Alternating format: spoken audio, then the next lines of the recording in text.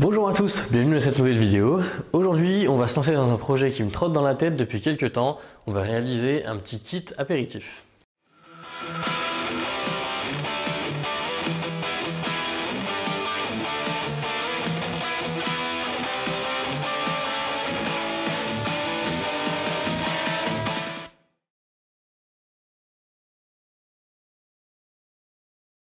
Dans la vidéo d'aujourd'hui, on va réaliser un petit kit spécial apéritif. Bah oui, on est français, hein, donc évidemment, c'est presque aussi important que la messe, on va dire. Dans ce petit kit, on va avoir 3 couteaux différents, chacun avec une utilisation bien particulière. Un petit set de petits pics, un peu pic à brochette pour le fromage, la charcuterie, les légumes, tout ce que vous voulez. Donc il va y avoir pas mal de boulot. Je vais pas rentrer dans les détails sur la fabrication des couteaux, on va aller assez vite sur les 3 couteaux en même temps, sinon ça va faire une vidéo qui sera beaucoup trop longue. Mais on va justement commencer par ces 3 petits couteaux. Donc on va utiliser de l'acier inoxydable MA5 pour ces 3 petits couteaux là. Ça va permettre un entretien très facile de ces couteaux. On va se repencher sur les designs un petit peu plus tard dans la vidéo. Et puis bah que dire, on se lance tout de suite dans le projet.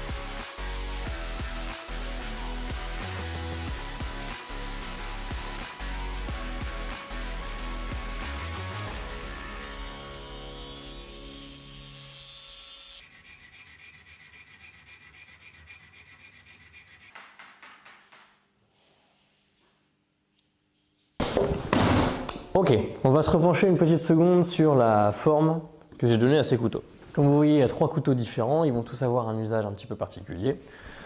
Donc le premier, sur ce premier petit couteau, on est clairement sur quelque chose qui est fait pour trancher. Donc ça va être pour découper tout ce qui est charcuterie, saucisson, tout ça. J'aime beaucoup les tranchants plats pour ce genre d'usage, tout simplement parce que lorsqu'on se sert de ce genre de couteau, si on veut finir notre coupe, soit on a la place pour mettre la main et du coup on peut finir à plat, soit la plupart du temps en fait ça nous force à lever le couteau et à utiliser la pointe pour finir notre découpe. Ce qui est en fait un gros avantage je trouve parce que même si on coupe sur une surface qui n'est pas forcément adaptée, au final il n'y a que la pointe qui va vraiment être en contact avec la surface sur laquelle on découpe. Donc il n'y a que la pointe qui va s'user. Ça va permettre de garder un tranchant qui va rester bien affûté pendant très longtemps. Et éventuellement, il y a juste la pointe qui va s'user, mais comme elle nous sert juste à finir de couper notre morceau, ça ne va pas être très grave, très gênant. Donc c'est pour ça que je privilégie ces petits couteaux-là pour de la découpe de viande, ce genre de choses. J'aime beaucoup ce genre de design, parce que si jamais on a un couteau avec un ventre plus prononcé, c'est au niveau de cette partie-là, au niveau du ventre, qu'on va finir notre découpe. Donc souvent, ça s'use en premier, et après on a l'impression que le couteau ne coupe plus, alors qu'en fait notre petit point émoussé, il est juste là. En faisant un tranchant plat, la pointe émoussée elle est là, le reste du tranchant reste parfaitement utile, donc finalement c'est pour ça que je préfère ces couteaux là pour la découpe. Deuxième couteau. Donc sur celui-ci, on a un couteau qui est un petit peu plus petit et qui a surtout un ventre très prononcé avec une pointe assez discrète. Donc celui-là, ça va plutôt être pour tout ce qui est tartine. Donc le but, c'est pas vraiment de se servir de la pointe, mais c'est pouvoir racler les pots ou de pouvoir prendre une bonne quantité de ce qu'on veut étaler, confiture, tartine, beurre, ce que vous voulez, et pouvoir le mettre sur le pain. Sur ce couteau-là, donc on a un ventre assez prononcé et une hauteur de lame assez conséquente, je dirais, par rapport à celui-là, par exemple. Donc ça va permettre d'étaler en toute sécurité, entre guillemets, de faire en sorte qu'on étale bien proprement et que ça passe pas par-dessus la lame du couteau si celle-ci n'était pas assez haute. Et enfin, le dernier design qu'on a, donc sur ce petit couteau-là, je pense que vous avez compris, il y a 2 pointes sur celui-ci, donc ça va plutôt être destiné au fromage ou à tout ce qu'on peut piquer, entre guillemets. L'avantage d'avoir 2 pointes, c'est que ça nous donne 2 surfaces d'accroche quand on veut piquer. Donc il ne nous restera plus qu'à percer les trous, à faire les émoutures et ensuite ils seront prêts pour la trempe.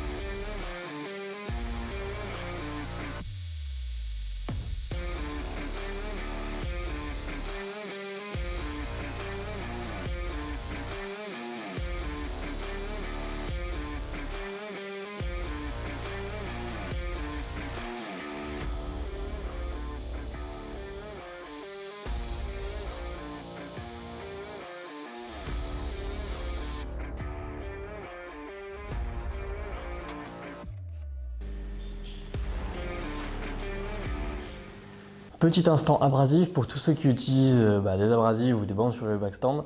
Je vous recommande très vivement Pri-Abrasif parce que encore une fois on a pu voir à quel point ces bandes étaient efficaces. Là pour chacun des petits couteaux j'ai entre 1 minute et 2 minutes par émouture, donc ça veut dire même pas 5 minutes d'émouture par couteau avec une bande de grain 40 qui est déjà très usée. Elle m'a déjà servi à faire plus de 20 couteaux cette bande là, elle est encore très efficace sur des petits couteaux comme ça, j'arrive à faire des émoutures en moins de 5 minutes par couteau. Donc c'est quand même assez efficace et je sais qu'elle a encore beaucoup de vie en elle cette bande. Lorsqu'elle sera plus suffisamment efficace pour faire des émoutures, je sais que je vais pouvoir encore l'utiliser pour détourer mes profils pendant très longtemps.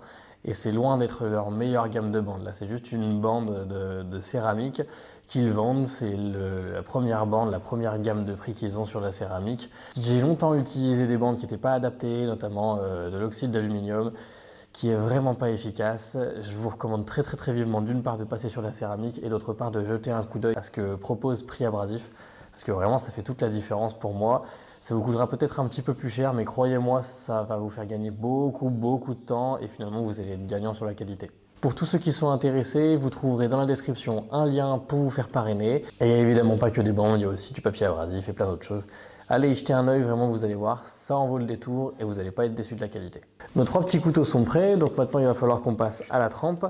C'est de l'acier inoxydable qui nécessite un matériel un petit peu particulier pour être trempé. Moi j'ai pas de four de trempe électrique, donc c'est pas moi qui vais m'en charger. Je vais les envoyer à un ami qui lui a le matériel nécessaire et qui va pouvoir se charger des traitements thermiques pour moi. En attendant, on va pas rester là à se tourner les pouces parce que dans notre petit set apéro, il y a d'autres choses, notamment une planche à découper qu'on va réaliser tout de suite. Étant donné que les couteaux sont pas très grands et que finalement on n'a pas besoin d'une très grande surface de découpe, je vais utiliser une planche en orme.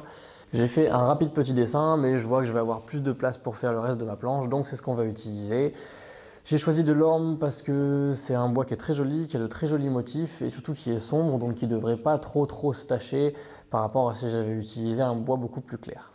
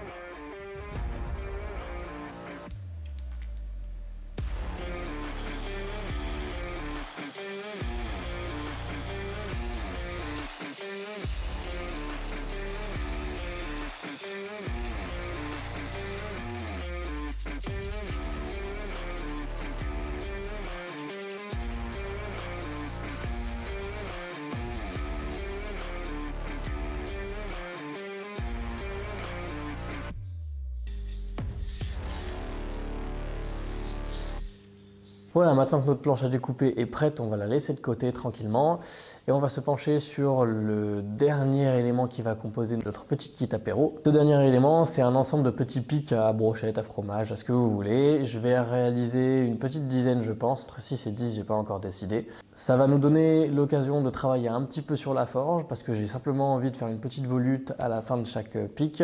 On va tremper tout ça pour avoir une jolie couleur noire, faire une petite pointe affûtée et ensuite ce sera terminé. Et bien sûr, pour ranger ces petits pics, on va réaliser un espèce de petit bol avec un fond en liège, comme ça on pourra les piquer dedans. Allez, c'est parti!